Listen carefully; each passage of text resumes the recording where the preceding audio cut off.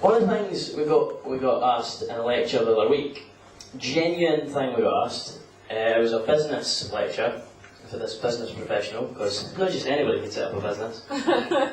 And she asked us, she said, in the context of an interview, what would you say if they asked you the question, if you could be a biscuit, what biscuit would you be and why? A genuine taxpayer-funded educational question we were asked. And I mean, I don't know about you guys, but I don't think biscuits have that many redeeming qualities, certainly not ones that humans would have wished to emulate. She came in and she's like, what kind of biscuit would you be and why? And I looked at her and I honestly don't know. I said no, I thought care. And she said, well, I don't know, what about would you be a rich tea biscuit? I was like, because I'm bland, pale and uninterested. She said, no, it's positive things. What about a digestive biscuit? She was like, because I crumble easily under pressure. I was like, no, what about a jammy dodger? I was like, because I'm often spotted at children's birthday parties. She moved on to them. But now I know, see, I learned that if I'm ever in a job interview, don't make a paedophile joke. My flatmate in Edinburgh is something of an artist. Now, I'm not going to mock him for being an artist, even though a lot of you are doing that in your heads right now. Because him doing his art gives me material to do this. Why do you always laugh at my art? Oh, you always laugh at my stand-up.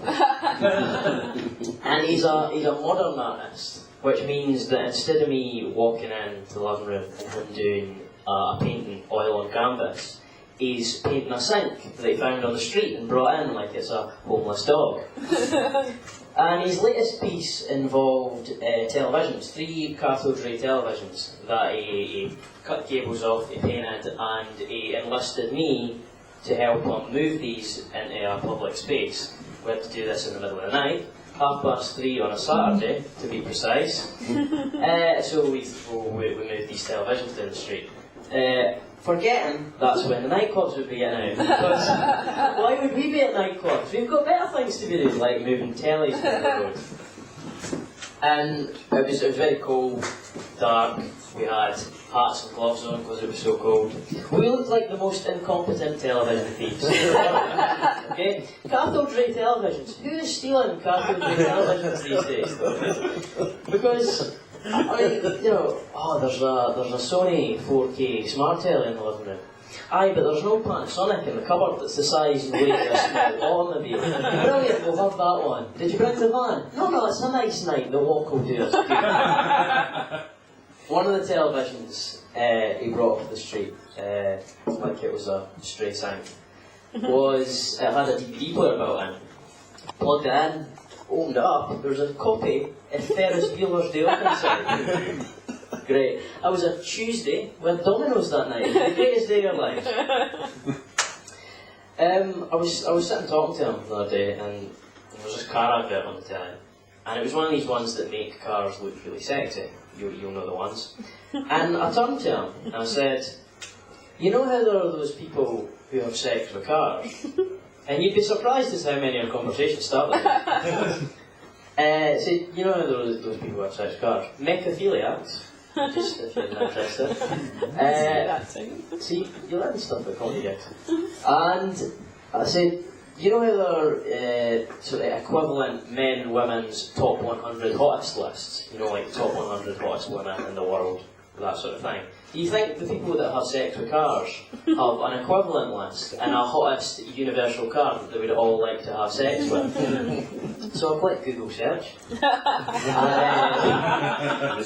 We got we're on a register now. We've got this Top Gear magazine thing, you know, hottest cars, which wasn't what we wanted. We didn't want the disambiguation of the term sexy. We wanted the actual, most sexually attractive car in the world. So revise Google search. We are under constant surveillance by the way. So you didn't search for Morris Minor. Funny you should say that. It yielded this article, and I'm just going to read some parts of it for you.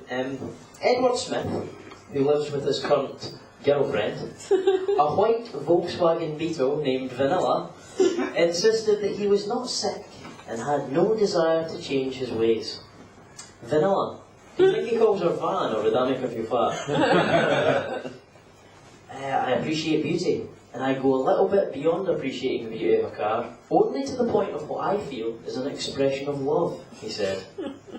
I'm a romantic. I write poetry about cars, I sing to them, and talk to them just like a girlfriend. Maybe not just like a girlfriend.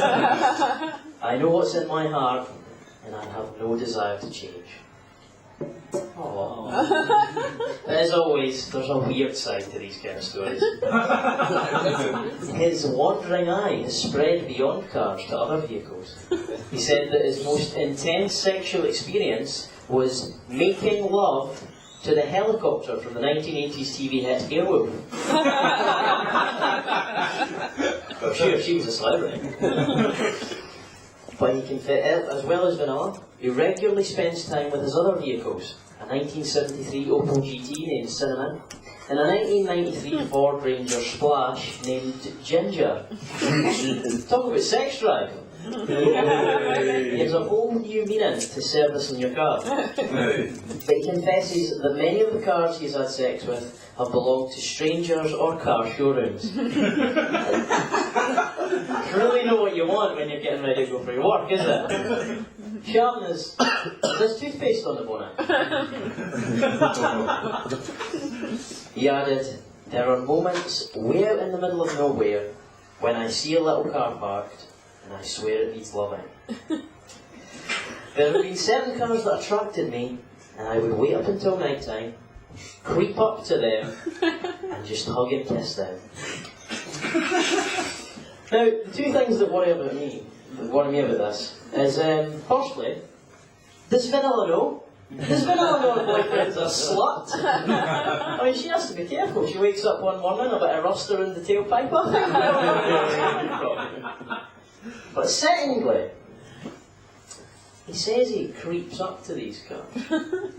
Do these cars want this attention?